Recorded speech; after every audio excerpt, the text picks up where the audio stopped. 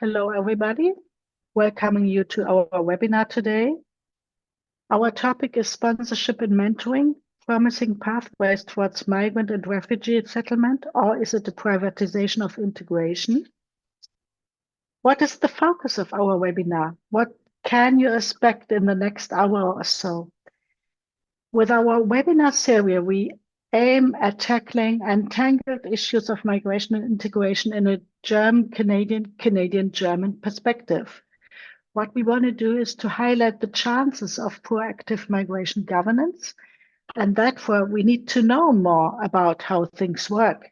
We want to offer food for thought through international comparison because we think there's a point in it that we compare different systems. And we want to step away from a nation-centric frame of analysis for the two big immigration societies, Germany and Canada.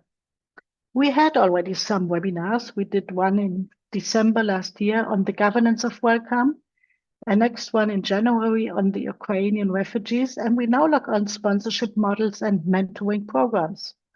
We will listen to rather short pitches focusing on main arguments rather than doing a deep dive into single aspects.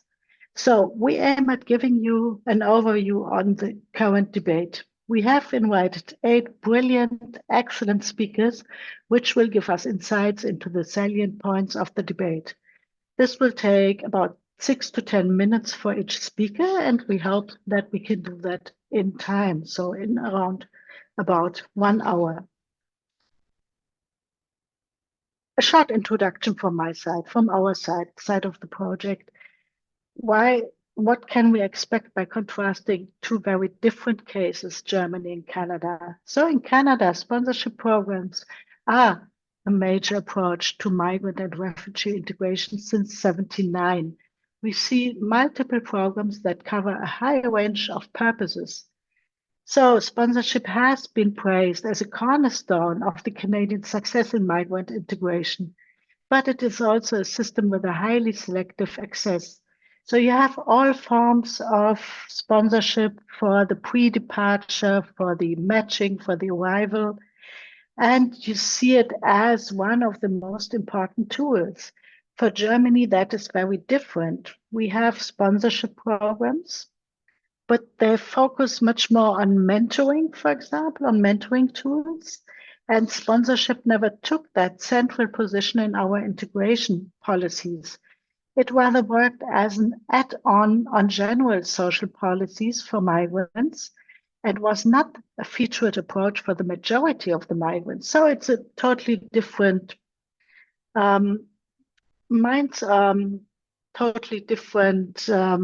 system we see here.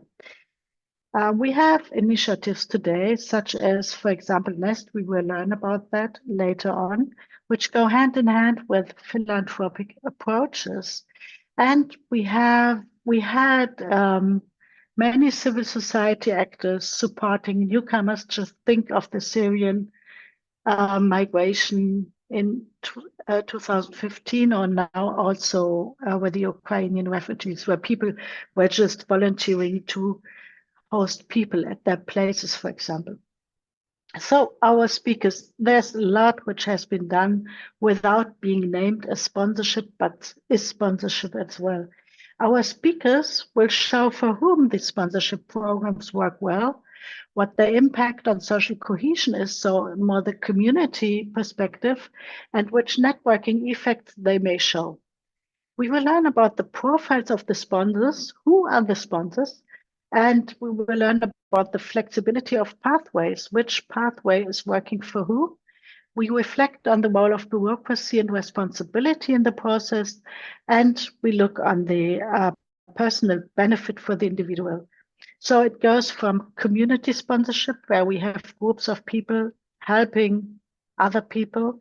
It goes to family reunification, so naming whom you want to sponsor. It goes to higher education pathways, which include forms of sponsorship.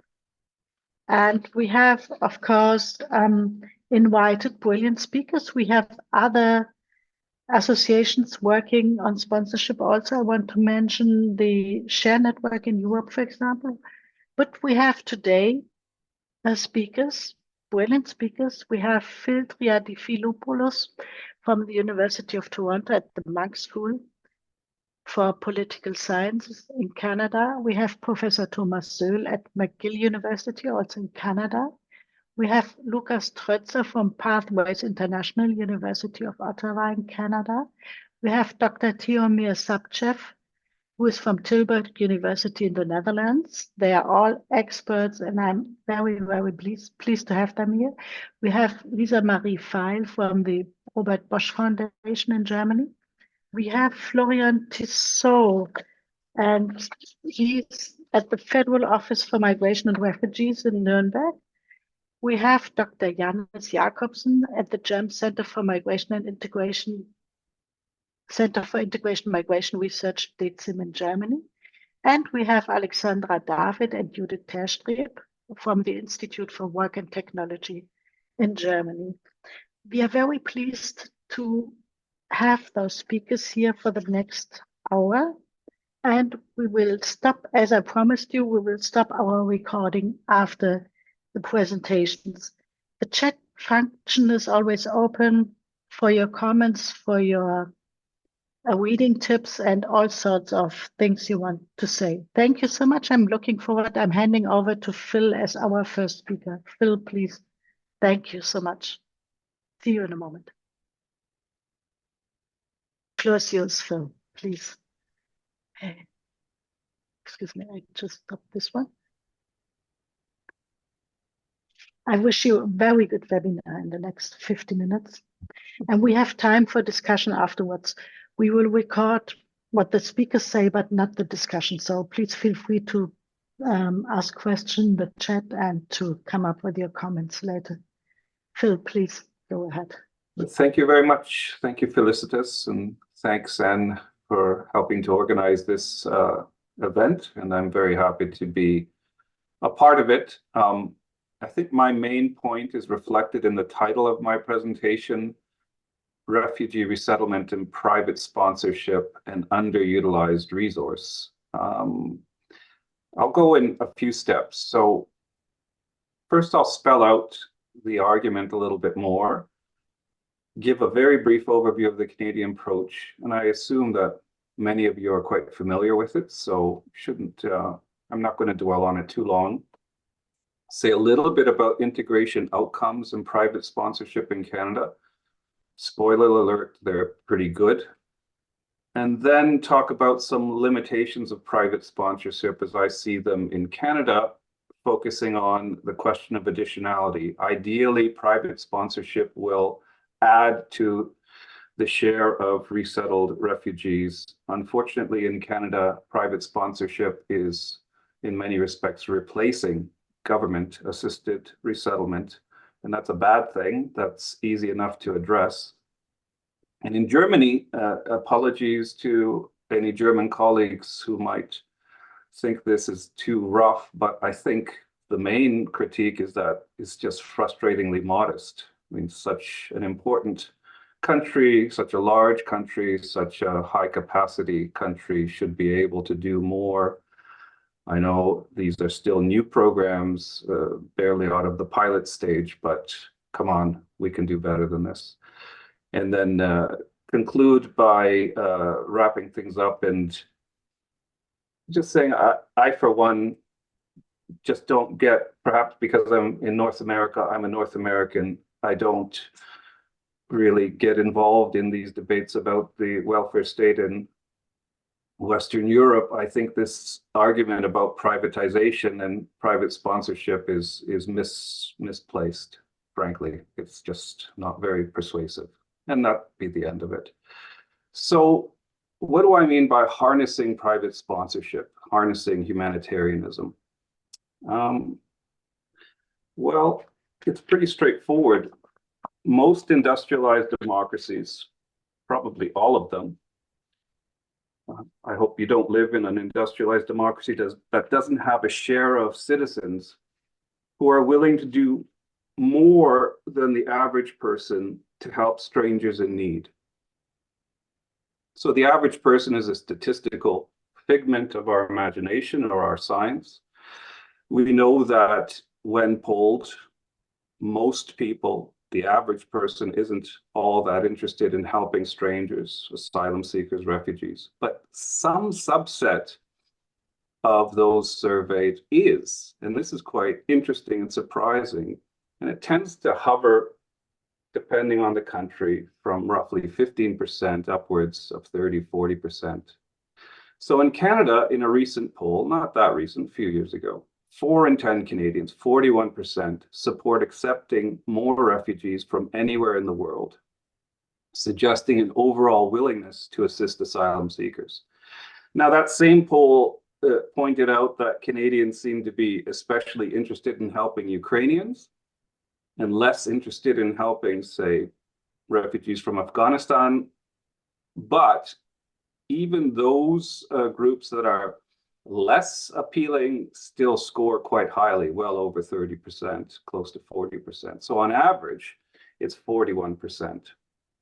Now, lest you think this is a Canadian anomaly, there was a poll done by Ipsos Mori in Germany and IFOP in France in September 2016 about private sponsorship, and it demonstrated that 22% of German respondents would very likely or fairly likely participate personally in sponsoring refugees, and in France the figure was 20%, very similar.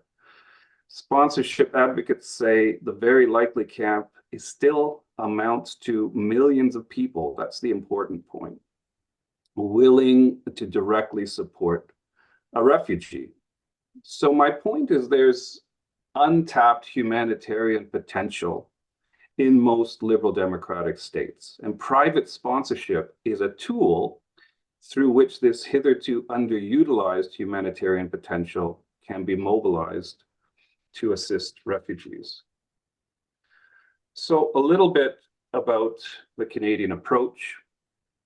I think the main point is that there's 3 distinctive streams. So there's government-assisted refugees.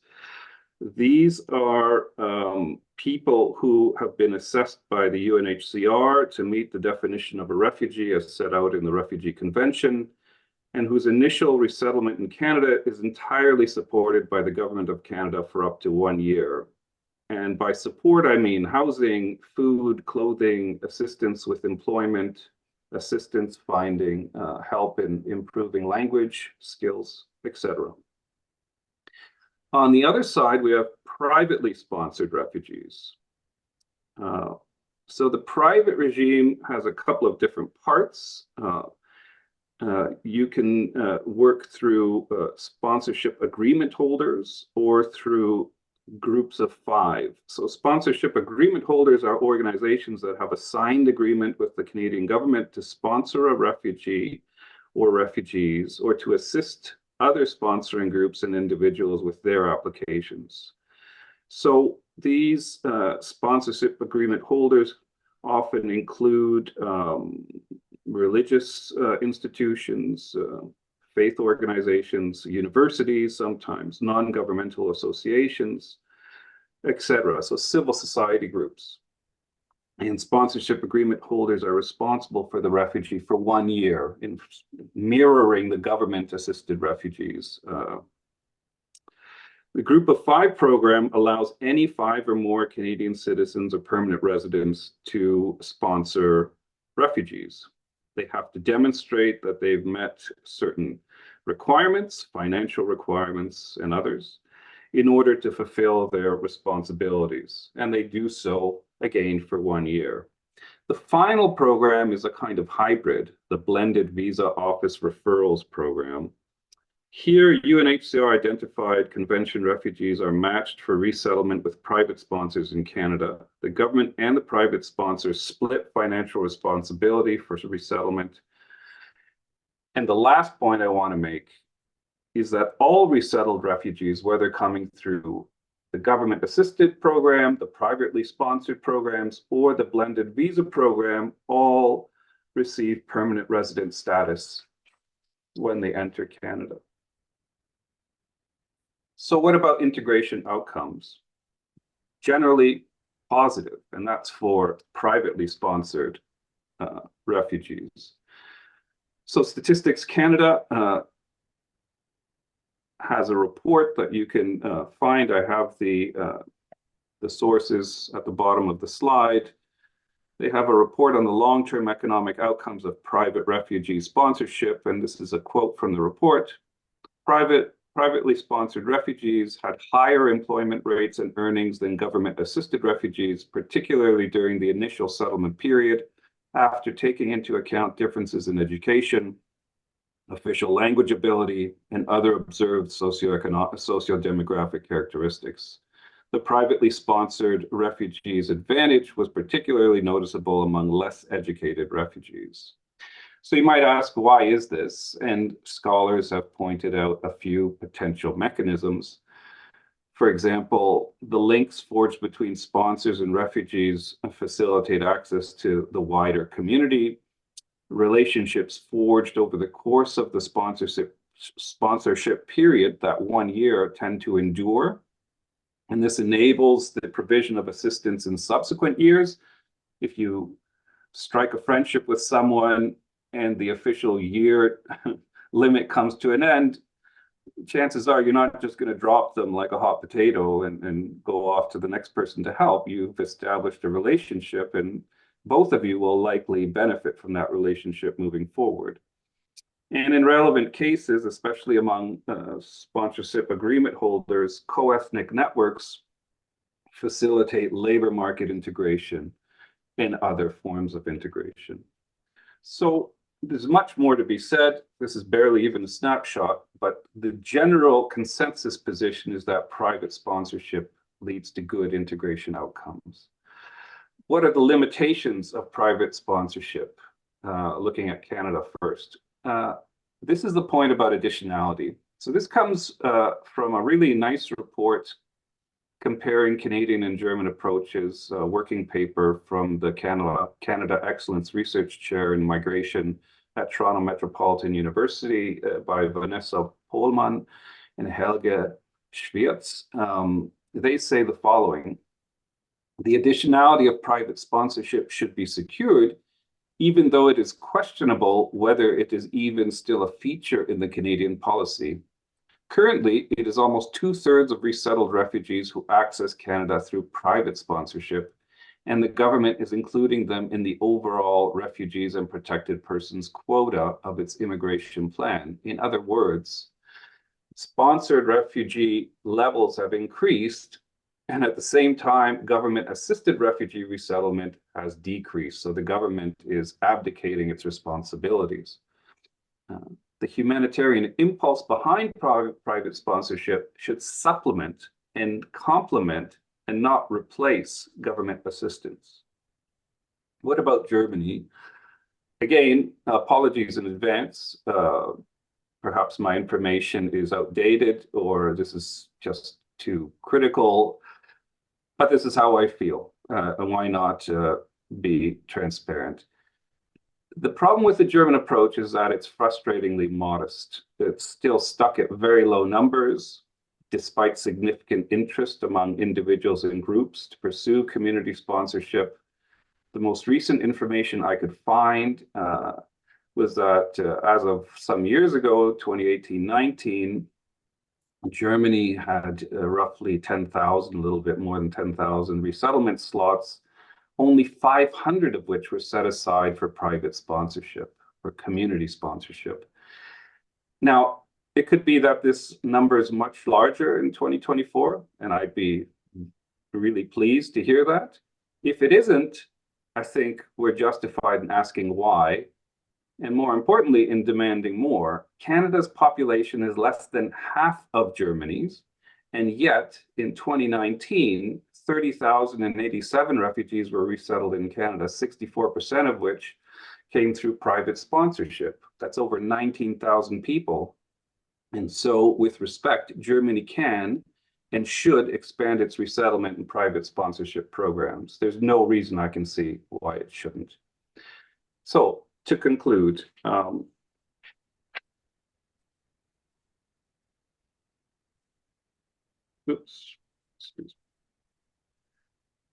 The evidence suggests that private sponsorship is an effective means of harnessing latent humanitarian sentiment in advanced industrialized democracies.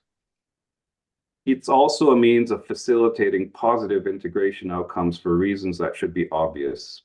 It helps to build friendships, expands networks, etc. So long as private sponsorship supplements and complements government-assisted resettlement programs, enabling additionality, its privateness is beside the point. Given the dire conditions facing a growing number of refugees, more needs to be done to enable durable solutions. Resettlement, as we know, is one option in the playbook of states and international organizations, and private sponsorship is an underutilized tool for expanding resettlement, taking advantage of our better natures. Thank you. Thanks for your attention. Thank you so much, Phil, for your presentation. Very thought-provoking, I would say. I just hand over to Thomas Soehl now. Please take the floor. Okay. Can people hear me? Yes? Yeah, we can hear you well. All right. So Phil already covered most of what I had to say, so I'll be very brief and maybe start by that. I agree with the large majority of what he said and most of the conclusions, but I'm not going to reiterate that. But maybe in the interest of time, I'm just going to point out maybe where I see maybe a few differences, maybe a few nuances adding out here. So let me this is maybe a slightly different way of summarizing what Phil said about the Canadian refugee resettlement program. Right, we have these three programs: government-assisted, the privately sponsored refugee program here on the right side, and in the middle is this blended visa office referral program. And what I'm gonna, I should preface, maybe add that what I'm gonna tell you is from my own research that I did on Syrian resettlement of Syrian refugees in Canada over the last few years, where I did a national representative survey of this population. So there's a few things, as Phil mentioned, right? There's different selection into sponsorship. You have, government-assisted refugees are selected by the UNHCR process. Privately sponsored refugees are selected by the sponsorship groups. And then you have the process of who provides the settlement. Here we have the sponsored population gets support from sponsorship groups, and the government NGO process provides for the guards. I think what's important to point out here, maybe to add to Phil's presentation, is that this different selection process results in very different profiles of refugees, right? The privately sponsored refugees, at least in the case of the Syrian population that I studied, are much more highly educated, on average about 4 years more of education. It's not a trivial difference. They speak English and French to a much higher degree. Many of them have pre-existing connections to Canada. So they had some connection either to those specific sponsors or to somebody else in Canada. So in some way, it's not surprising that privately sponsored refugees do better than government-assisted refugees. That somebody who has like 12 years of education does better in the labor market than somebody with 8 years of education is not surprising. As Phil said, I mean, previous research has tried to account for this and still finds better outcomes. So I think one can still say that there is a true effect of sponsorship. I'm always, as somebody who is a quantitative sociologist, controlling for things is always tricky. One makes a whole bunch of assumptions when doing that. So I'm always a bit cautious there. To what extent are there real effects, or are there unobservables, other processes that are driving these differences? What I always want to point out, a really interesting program is the one that's here in the middle, the blended visa office referral program, where the selection into resettlement is really the same as among the government-assisted refugees. And then there's sponsorship support provided. In a way, I think this is the program that most resembles what Phil called like this general humanitarian impulse, right? Where people go out to support strangers. As you say here in the bottom half of this table, in the privately sponsored refugee program, because these connections pre-exist, this is, I would argue, it's not as much a generalized humanitarian impulse. These are people who help people they have some, to a large degree, a pre-existing connection to.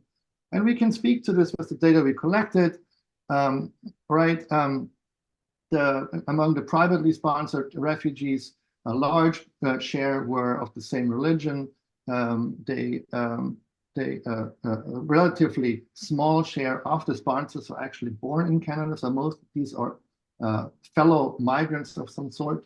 And they speak, the language spoken between those is largely not an official language. So really the language that they share. I might add that this is probably the Syrian case is probably one where these numbers are the lowest, or like this co-ethnic nature of private sponsorship is the lowest. I don't say this is a problem. I think this may be a good thing. This may be exactly what we want to support, but I think it's worth noting. While in the blended office, the BVOR program, there we do really see, and the numbers bear this out, right? The large majority are born in Canada. The language of conversation is overwhelmingly English or French, and there's very few that are of the same religion. So to tease out, my argument to tease out what is really the effect of sponsorship, right? Because of this selection issue, I think the GAR versus BVOR comparison is much more better suited to do this than the GAR versus PSR comparison, just because it sidesteps this. On the downside is, of course, that the type of sponsorship we see in the PSR program is a very different sponsorship than you see in the BVOR program. These are just not the same type of programs. I want to just give you two quick findings from the work I did. So we looked at two outcomes. One is on labor market outcomes, which, given the timing, COVID pandemic, extremely tight labor market in Canada, may or may not be generalizable to outside of the specific time frame. What we did find, though, very clearly is that on whether or not people had a job, sponsorship doesn't make a difference. What did seem to make a difference is the quality of the job. People who had sponsors had better jobs, but only those in the blended visa office referral program. Private sponsorship, in a way, didn't translate into noticeably better jobs than having no sponsorship, once we account for these background characteristics. Now I want to go to show you a slide. This is literally hot off the press research that is still under review, where we can speak to this issue of social networks and what we call social integration, friendship networks. So we ask people, how many friends do you have, and what's sort of the background of these friends? And we asked this twice, one about 3 years after people arrived, and once just last year, so about 5 years after they arrived.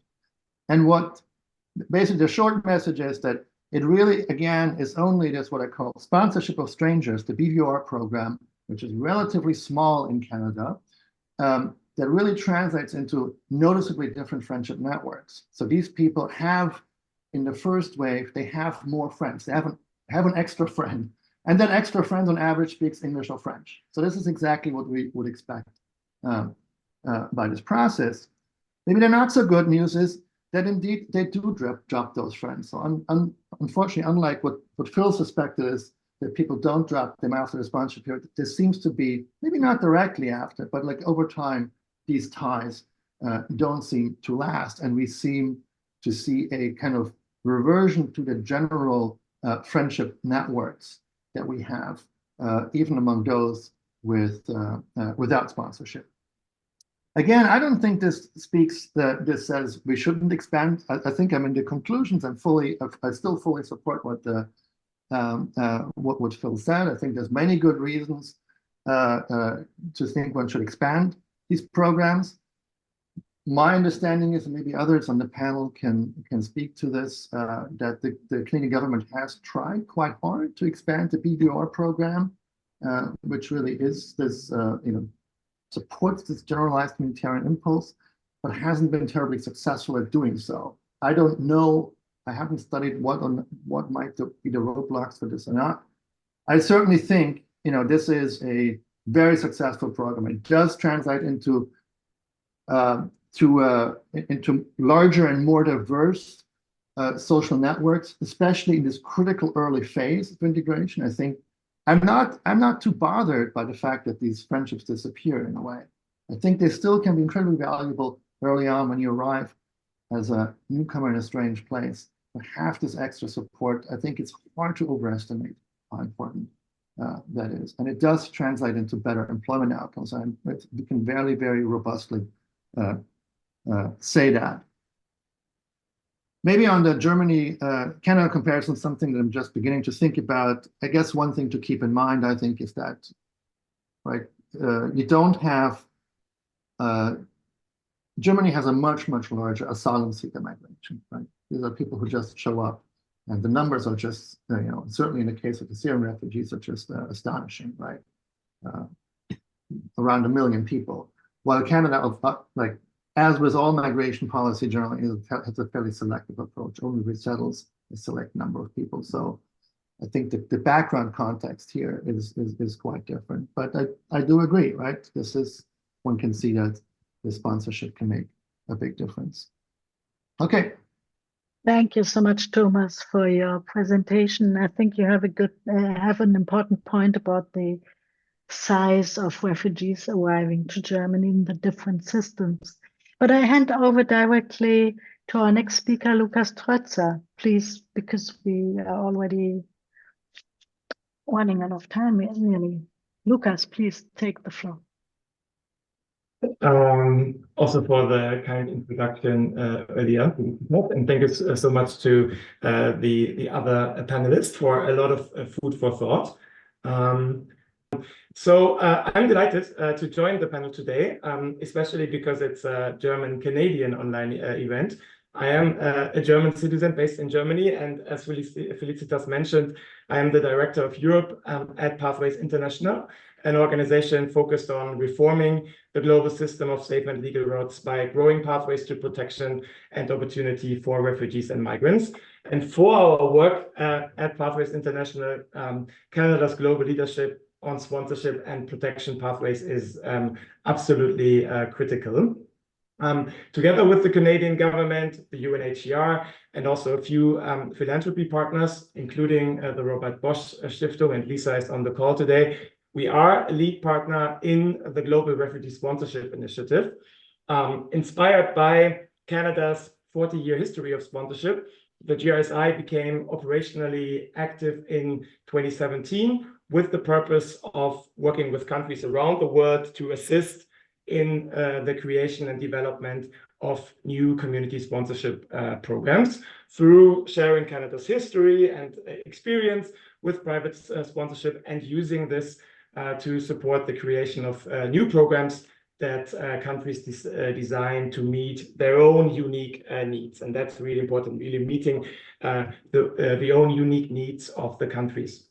We are now in our 6th year, and wow, the sponsorship and community welcome ecosystem has evolved dramatically during that time. We've worked with local community leaders, civil society champions, government policymakers, and the private sector to inspire, seed, and support the establishment of more than 30 new sponsorship programs globally.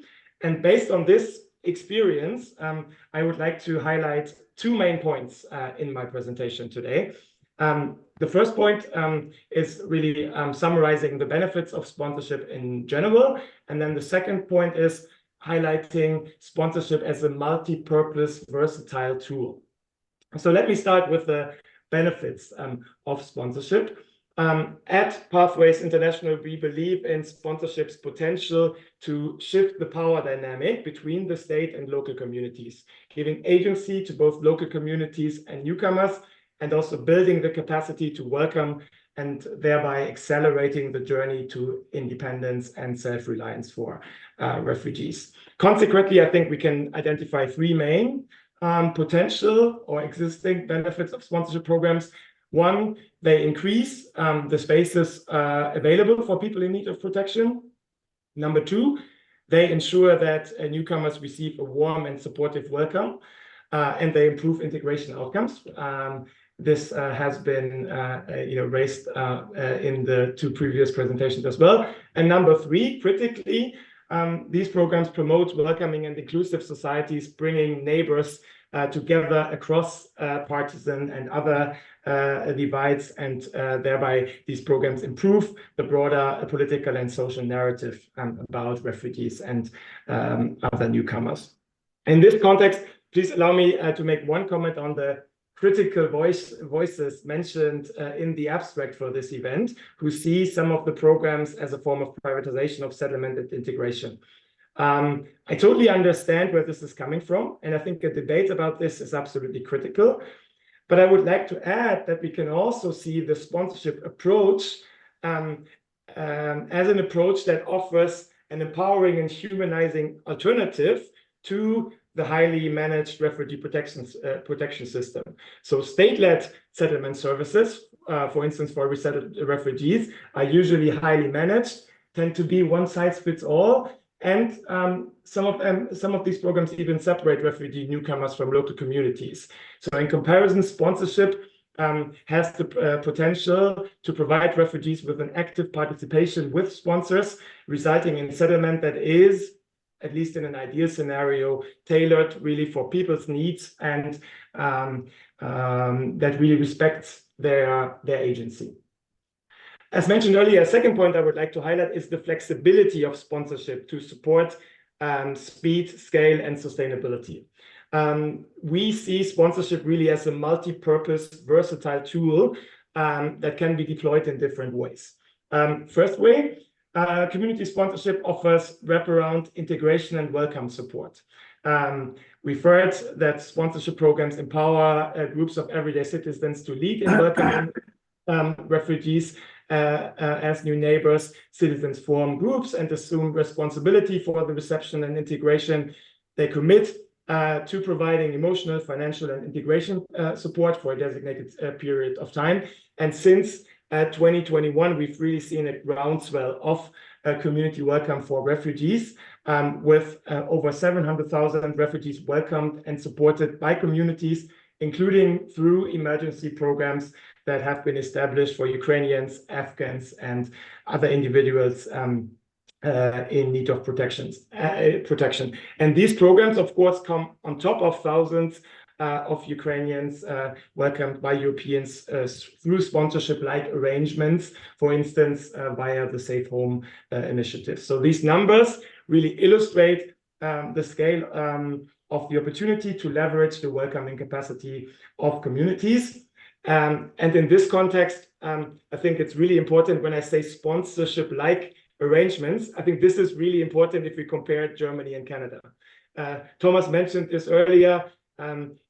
Germany has welcomed a significant number of asylum seekers over the course of the last few years. Germany has welcomed a significant number of Ukrainians, and these programs might not be officially labeled as sponsorship, but there are lots of, we can also use mentoring or sponsorship-like arrangements that have proven to be successful in this context. And that's why I wanted to really highlight the use of sponsorship as a wraparound integration and welcome support tool. Second point, sponsorship can support diverse pathways, such as complementary education and labor mobility pathways, and also government assisted programs. So sponsorship improves the quality of the settlement experience, for instance, for displaced students or workers, through sustained connections with the communities where they live.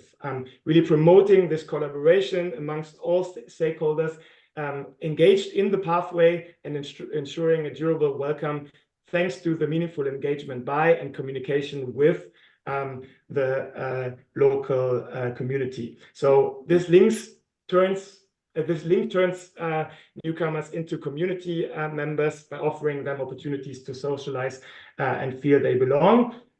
Here, I think the German NEST program could function as a good example for a government-assisted UNHCR-referred program. A good example for an education pathway is the student refugee program run by World University Services Canada, thanks to which over 2,000 refugee students from 39 countries have been welcomed to more than 100 Canadian campuses. And at the core of this program is a peer-to-peer support model led by student groups on campus. They even called local committees who formally sponsor refugee students and commit to providing them with financial integration and academic support for at least 12 months. WISC is using Canada's private sponsorship of refugees, PSR program, as a framework and entry point. And that brings me to my last point that I would like to highlight when we talk about the versatility of sponsorship, the potential of named sponsorship. So we've heard already today that there are differences in terms of referrals, and we've seen that if we give sponsors the ability to identify the individuals they wish to welcome, known as sponsor naming, this has proven to be critical in terms of scaling programs. It has also proven to be critical in terms of mobilizing more diverse communities of interest to enable scale and flexibility. And here in Germany, when we talk about the welcoming of Syrians, when we talk about the welcoming of Ukrainians, I think the importance of existing human connections, we've witnessed that here as well. Other global examples for naming now also include the newly launched Welcome program in the US, also the different humanitarian parole programs that the Biden administration is now implementing, allowing up to 30,000 Cubans, Haitians, Nicaraguans, and Venezuelans to enter the US per month if a sponsor is willing to welcome them. So really interesting numbers in these named sponsorship programs. To sum it up, I know we're running out of time. I would say sponsorship is now really an established feature of the protection toolkit, and yet much remains to be done to build on these foundations and to really leverage the extraordinary community capacity that can be unlocked. And if we really want to unlock it, I think it is really important to recognize the versatility and work on all these different potential work streams that the versatility implies, basically. I'll stop there, and sorry again that I was not able to share my screen, but once I did, basically everything was frozen. So I hope now you were able to at least understand me, and sorry again. Thank you, Lukas. We understood you very well, and thank you for keeping calm also despite the technical problems, which is always a nuisance. I just hand over to our next speaker as we are running already out of time a bit. It's Tihomir Sabchev. Please, Tihomir, take the floor. Thank you very much for the invitation and to the other speakers for the insightful talks. I decided not to prepare slides, but I invested some time in thinking in a few minutes, what should we focus on? What is the most important thing, in my opinion, when we talk about refugee sponsorship? And what I came up with, the most important thing is, in my view, to overcome any simplistic framing of refugee sponsorship. Overall, in the last years, I see kind of two camps forming. On the one hand, we have the, let's say, and this reflects actually immigration debates in general, if you think about it. On the one hand, we have the pro, and the other hand, we have the anti-camp. In terms of sponsorship, the pro camp obviously is going to emphasize a lot of components of refugee sponsorship because there are many positive things to talk about when we sponsorship. On the other hand, the anti-refugee sponsorship camp obviously is going to focus on privatization and will frame, let's say, sponsorship as a evil plot of neoliberal elites to privatize resettlement and refugee integration. Let's put it simply this way. Now we have both academics and practitioners in both these debates. And in my view, here comes the important role of academic research to bring some nuance in these discussions and to to inform in a better way policy making. Because refugee sponsorship is definitely not a simple thing. As someone who has researched it and looked at the different programs in different places, I can assure you in that refugee sponsorship has a lot of different stages, a lot of different components, a lot of interaction of the sponsor with the state, with the bureaucracy, then with private entities, then with the refugee that is going to arrive as a sponsored newcomer. This interaction between the last two parties, sponsor and sponsored, can be very smooth, it can be very rewarding, it can be very nice to welcome someone, to help them settle in Canada, let's say, for example. But on the other hand, as every single human interaction, it can include also a lot of frustration, can involve a lot of conflicts. So it is important really to think about sponsorship in this nuanced way and to see how we can improve it. And until now, the conversation has brought up a lot of points of nuance. The privatization conversation is a very important one. For example, one point, I don't want to focus on it because we don't have much time, but just want to remind you that at the very moment of establishment of the private refugee sponsorship in Canada in the end of the 70s, this was the #1 discussion that the then master agreement holders had with the Ministry of Employment and Immigration. How many we are going to sponsor and how many are going to match the same number as a government. And these were very heavy conversations that lasted for months. And in terms of additionality, the second point related to this privatization issue, one of the many, if we look around Europe, you can see that additionality in many places has left the room. This is a very important, crucial conversation that should be on the table and should be discussed. I want to focus on 2 points in this nuancing of refugee sponsorship. One was already discussed, and it has to do with the naming. In my personal, humble opinion, naming is the fuel that has supported the Canadian private sponsorship engine in these 4.5 decades of program implementation. And naming is not only settlement outcomes. Naming is pre-arrival communication between the two parties that know each other, potentially being relatives. Naming is common preparation of the sponsorship documents, telling the story of one being sponsor, refugee, which can be traumatizing, etc., etc. Naming has to do with welcoming. Naming has to do with lining up job opportunities because I, as a sponsor, know that my company is looking for employers, etc., etc., etc. So naming influences every single aspect of sponsorship. We should not forget that. And the majority of sponsors in Canada, as Thomas was talking about, they have some connection with the sponsored newcomer. And I like to call these sponsors invisible sponsors. These are people who are former refugees, immigrants that sponsor their displaced relatives. And these people, if you look around, you will not find them in program guides. You will not see them in photos promoting the program. Why are they not there since they're the majority of sponsors? This is a very important question that should be also at the table. And any conversation that I think downplays the role of naming in refugee sponsorship success is a very short-sighted. We should definitely keep more attention on the outcomes that stem from naming and discuss them critically. The second point, we recently published an article with a colleague, Ian Hennessy, and we actually evidenced the gradual increase of administrative burdens in the private sponsorship program in Canada from the 70s until today, so 4 decades of implementation. And we show that these administrative burdens actually subvert the otherwise very positive experiences of sponsors.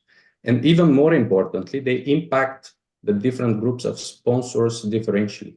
So if you are one of those invisible sponsors that I was talking about, you are very likely to have to resort to some support, let's say from immigration consultant or lawyer, in order to submit your private sponsorship application because it's so complex. It's very complex to collect all these papers, to meet all the requirements, and then to do the sponsorship in terms of paperwork. So these people have to actually pay thousands of euros in order to participate in the program. And this raises equity issues. And don't get me wrong, the Canadian sponsors ordinary citizens that engage in the program out of social justice. They also dislike these administrative burdens a lot. So the paper is called The Causes and Consequences of Administrative Burdens in the Canadian PSRP. You can look it up. Now, in conclusion, and returning to the first point, I think that definitely we should discuss private sponsorship of refugees in a nuanced way. We should bring different topics on the table, and then in this way we should inform policy making in a really better way, because there is nothing more dangerous, I would say, than basing our policies on partial only evidence or on some omitted facts or some things that we are uncomfortable, let's say, discussing or purposefully avoid discussing. Thank you very much. Thank you so much for your plea for more nuances. I fully agree on that. And this is one of the purposes we want to push a bit for this German-Canadian exchange. And we invite so many scholars to tell us what they think. I just hand over to our next speaker, which is Lisa Marie Veyhl, who is going to speak about the philanthropic aspects. Please go ahead.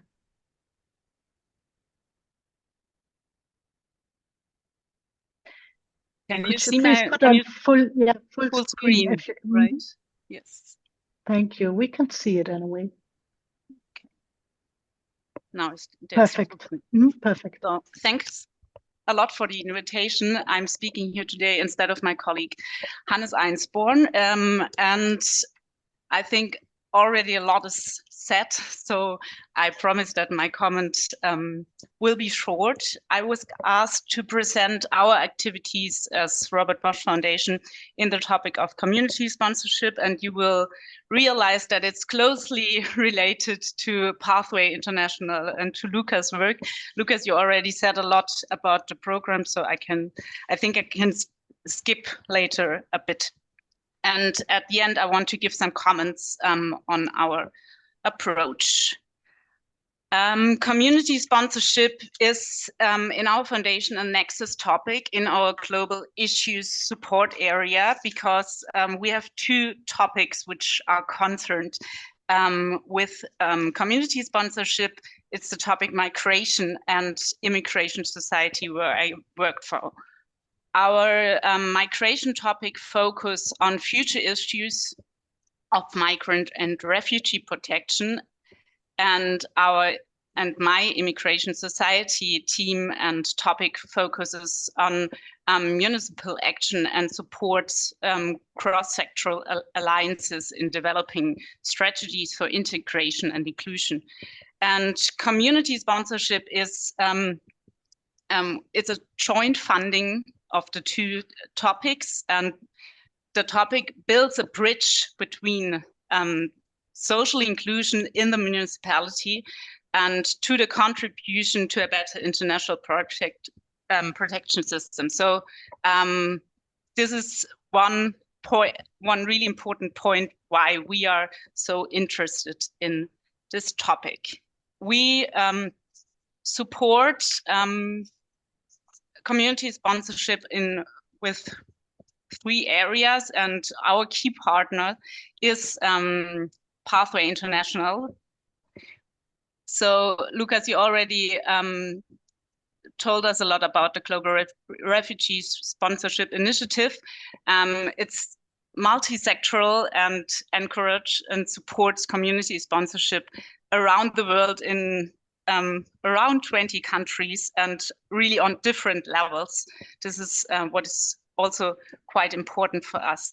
Then, and I think this is could be kind of new for this group, that we also support community sponsorship in Poland.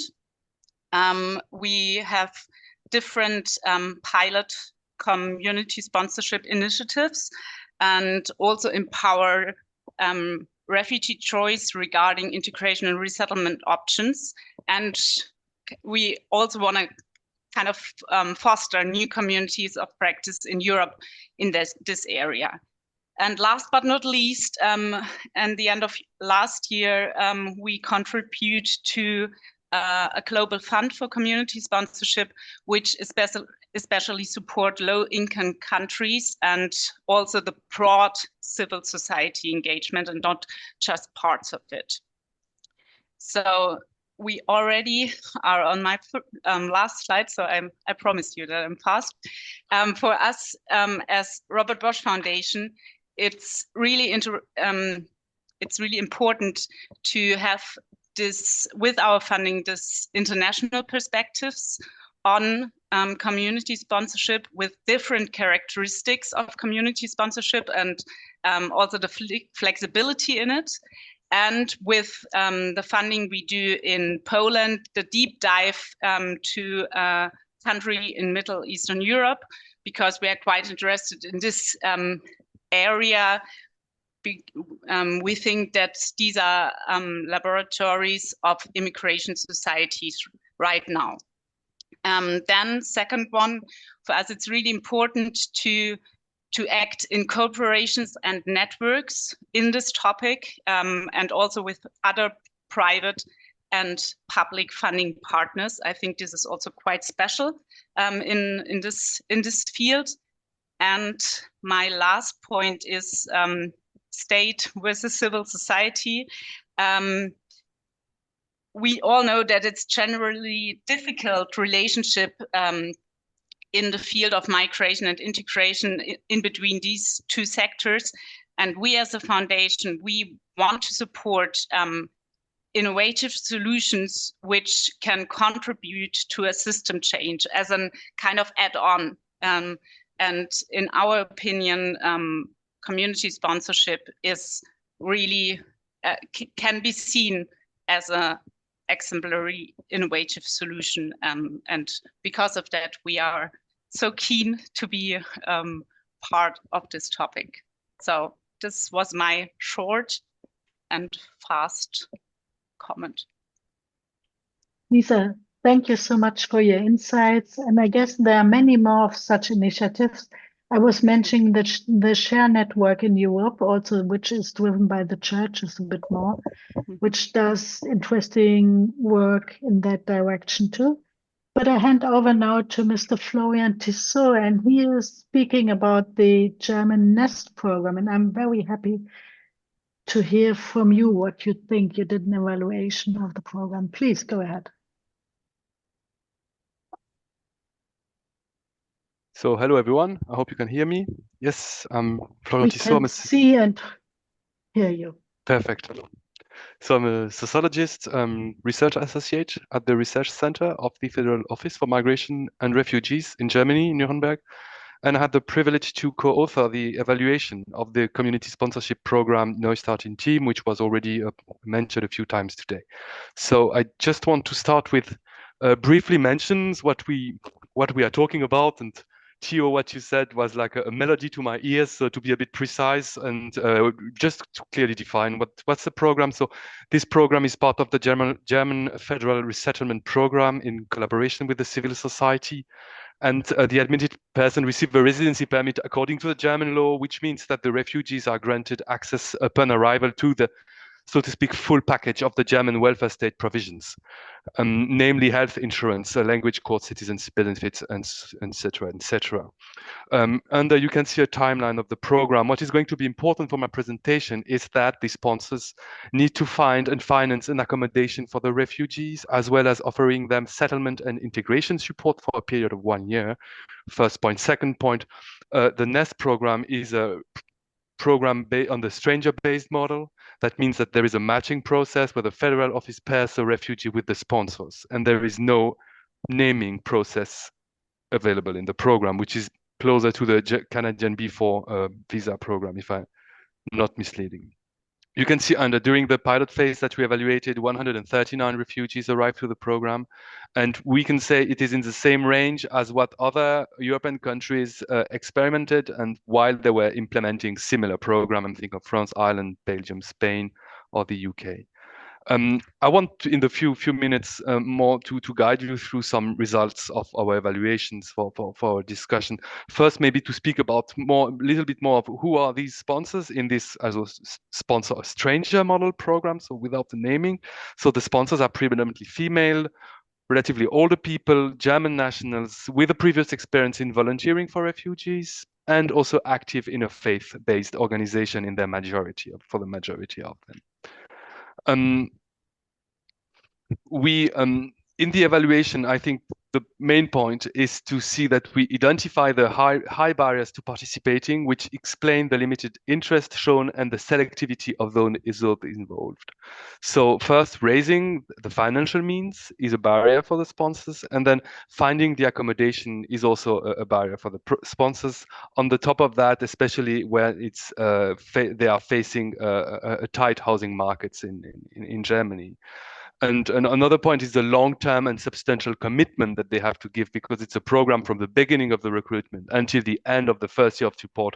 It can easily last for 20 months or even more. So it's really a long-term and long-run engagement for the sponsors. And then the consequences of that are the small numbers of admission and the difficulty to scale up the program, and also that the broader civil society is not involved in the reception of NES, and we have this selectivity with mostly faith-based organizations or people who are already active in refugee support who are taking part in this program.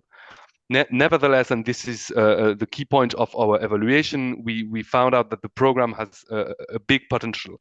The refugees, and we interviewed, of course, a lot of the refugees who arrived in this program, and they emphasize the meaningful support they receive from the sponsors. And in this sense, the program offers a comprehensive support to the refugees.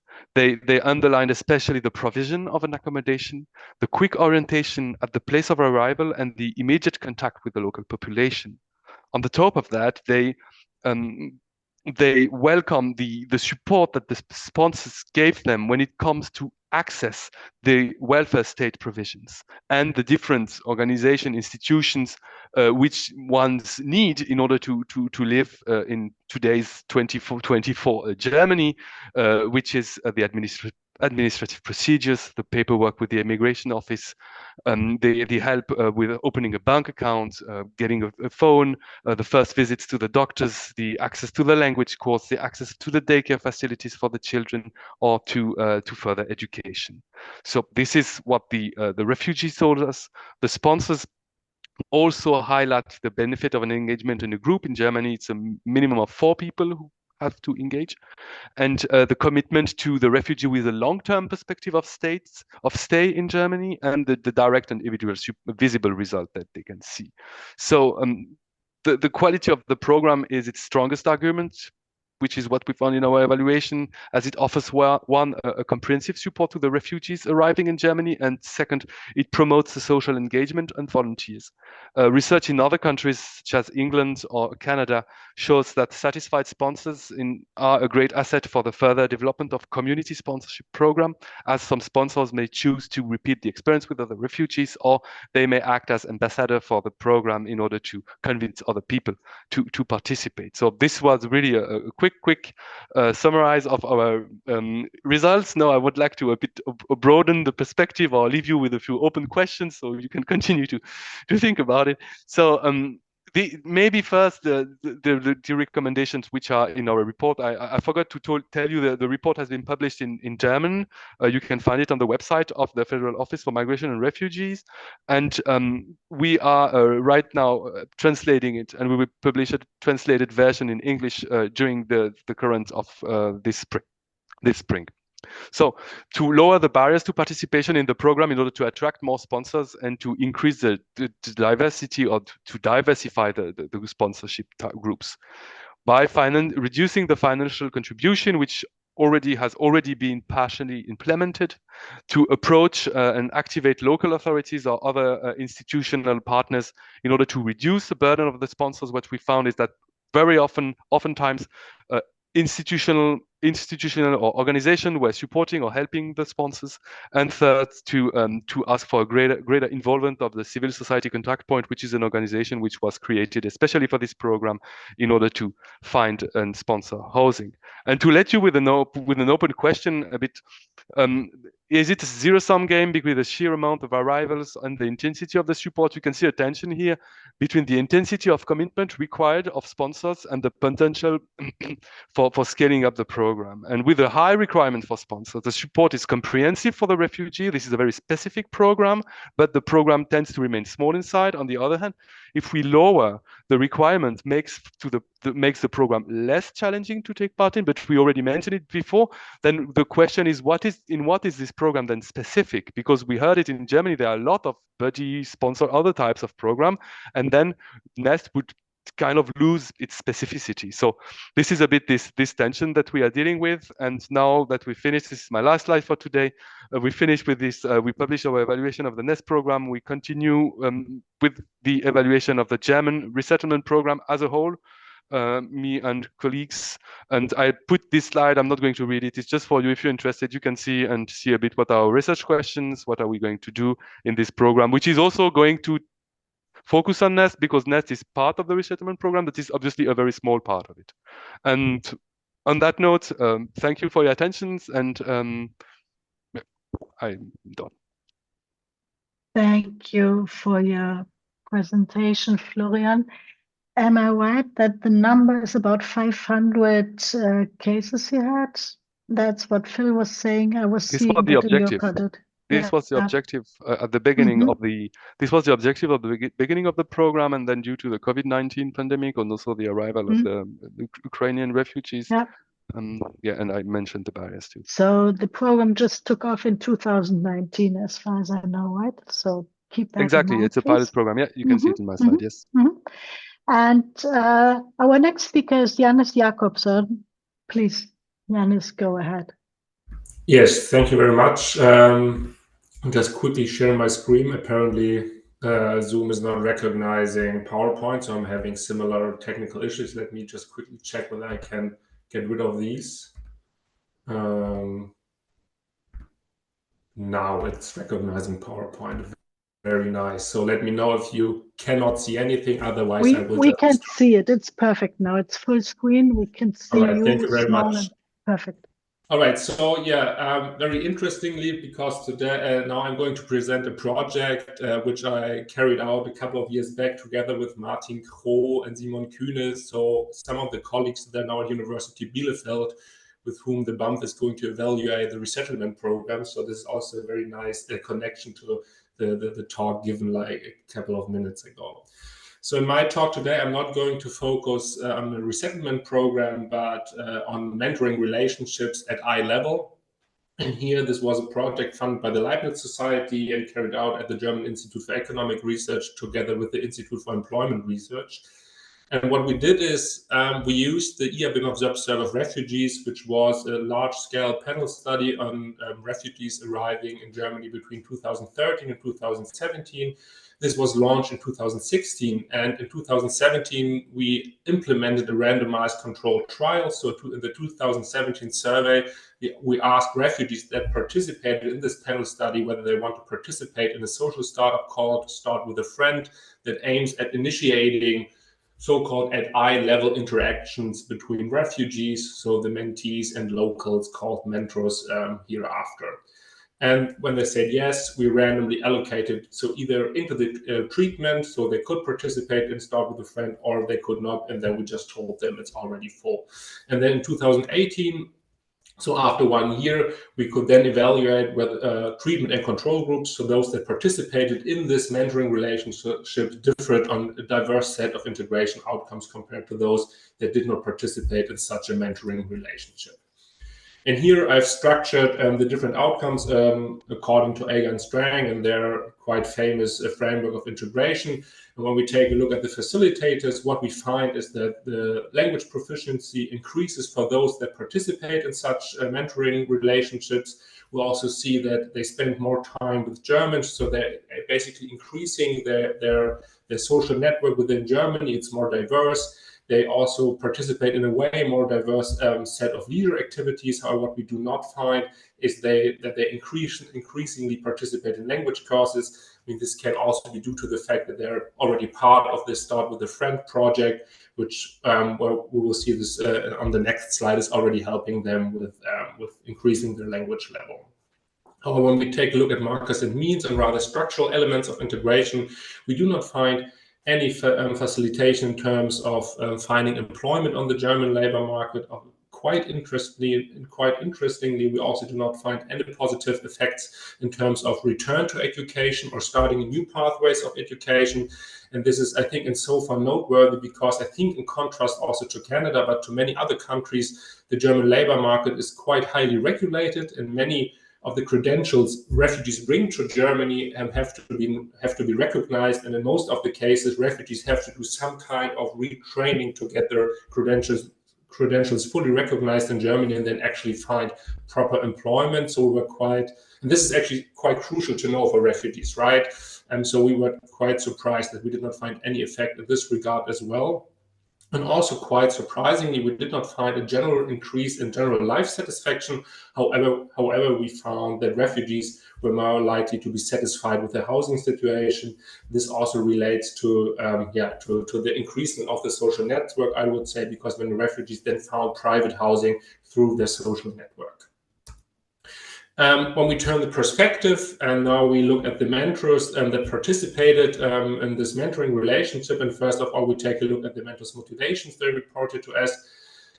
Overwhelmingly, over 80% were just verbalizing altruistic motivations, and they just wanted to help refugees, or they just also want to improve social cohesion within Germany, or they just want to learn about refugees' living conditions. If you remember 2015, 2016 in Germany, and we had all these pictures in the newspapers from the Munich Central Station, all this family arriving. So this, I think, can explain these high numbers, that people just wanted to learn about refugees and their living conditions and get to know refugees and their stories. And over 70% of the local mentors just said they want to meet new people. So also from the German side, from the local side, there was a high motivation just basically to increase one's own social network. And when we take a look at the activities the mentees and the mentors did in this 1 year evaluation period, we see that most of the activities that were carried out were basically just leisure activities, going for lunch together, or just having a chat or casually hanging out. Slightly under 50% still said that they actually met just to learn German. Around 30% participate in cultural activities such as going to the theater, going to the movies. What was quite striking for us is that such mentoring relationships, or at least this one we evaluated, was not so much about helping with the administrative processes in Germany. It was not so much about looking for work or any other government agency matters. So this was way more about having a nice time, increasing one's social network and interacting with each other, but not so much about actually getting and giving assistance with the administration in Germany and facilitating things such as labor market access or access to the educational structure in Germany. So thank you very much. This is it from my side. A quick overview about our evaluation study of this mentoring project, which was quite big in 2015 and 2016 in Germany. Thank you so much for your insights. Could you quickly give us an idea about the gender proportion? Yeah, so very good question, because in contrast to the previous presentation, in this here we have mostly very young people, most are students or from universities or just started with the job. But similarly to the previous presentation, also most of the locals were women. So young, highly educated women were basically the population on the local side. And then on the other side, from the refugee population, is basically the average of the refugee population. So most people were young but male. Yeah, and maybe Florian, you can add about the age structure. We have more and more young people coming in, is that right? Into the programs. I am not aware of this information. Oh, I saw this. In it's mostly people who are relatively old, young people who are getting to pension and who have time and money On and the mentor resources. side, but those coming in. Ah, you mean the refugees? Yes, of course. Yeah, sorry, I didn't. Yeah, of course. Yes, the refugees. It's more or less young families. Although most of them are young families. So let's say with children in under 10, or children that we need to take care of, with parents between 25 and 40ish. So to speak an average. Well, Thank you so much. You're welcome. Just we have a last intervention here. I would like to give the floor to either Alexandra or Judith. I do not know how you managed, Judith. Yes, since About Alexandra's personal voice, satisfaction. Yeah. since Alexandra's voice is still gone, Alex will click and I will talk. So basically, I would like to really pick up on what Tihomir said about the invisible sponsors, because the story I'll tell you in a second is basically about invisible sponsors. And Alexandra is actually a living example of such form of sponsorship. So you can listen to me, but look at Alexandra when I'm telling you this story, basically. So actually, refugee sponsorship, to some extent, is not new for Germany. And it's a sort of a déjà vu we are experiencing, because we had it already in the 70s and 80s. But then it wasn't called sponsorship, and there were no specific programs on sponsorship. It was when refugees came in, mostly late resettlers, Spätaussiedlerinnen, from Poland to Germany. And during these times, these late resettlers often played a pivotal role in assisting their fellow migrants. And this was sort of a sponsorship. They acted as intermediaries, providing guidance, support, and practical assistance to newcomers, and those facilitating integration into the German society. This is actually an anecdotal example, but it very much illustrates what Tihomir said earlier with the invisible sponsors, because these were a group of the same ethnic, and basically they helped their landmates to come in, to get settled in Germany. And this process actually started already before the actual migration process. So it all started with an invitation. And it was an invitation of German citizens, the late resettlers, that invited the people to come to Germany. And this was the only way to escape the Polish regime at that time. So that it started very early. So an invitation was basically the start of the sponsorship. And it was the first step. And actually it was unintentionally. So they invited their friends, their families, and so on and so on. And there was not that intention that we now see in the programs, which have this big intention. So, but the commitment didn't end with just sending invitations. It was basically only the start, because the sponsors at that time were also responsible. They functioned as contact point for all official contacts, from especially at the beginning and in the authorization process, in the reception and the refugee camps. So the sponsors had a quite important role in taking this, being the boundary spanner between the officials and the refugees. They had to be reachable all day, 24 hours, 7 days, to the relevant authorities. So it was quite a different situation from what sponsors are today, actually. And this basically created a sort of invisible contract, one could say, because on the one hand, the sponsors had to be available all the time and really acted on behalf of the refugees. On the other hand, the refugees felt responsible to not disappoint the sponsors. So there was a sort of informal, invisible contract and commitment among them. among them. And so for both sides, it was actually beneficial. So the sponsors were doing good, and the newcomers had a much more easy way into society.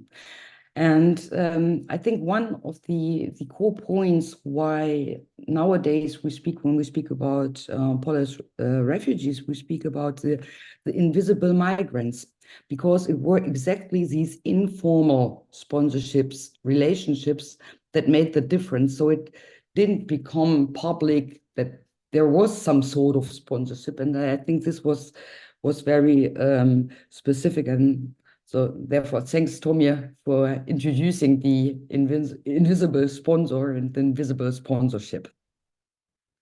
So I think I'll end here, because this isn't my story, but Alexandra's story. But I hope you got the idea. So we basically feel that the sponsorship works best if the sponsor is one who also has gone through the process and has made it, because they act as role model. And therewith they are really inspiring for the refugees to also get where the sponsors are already. So thank you very much.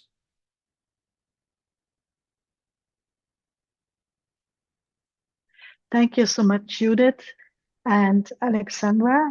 We still have some moments for discussion.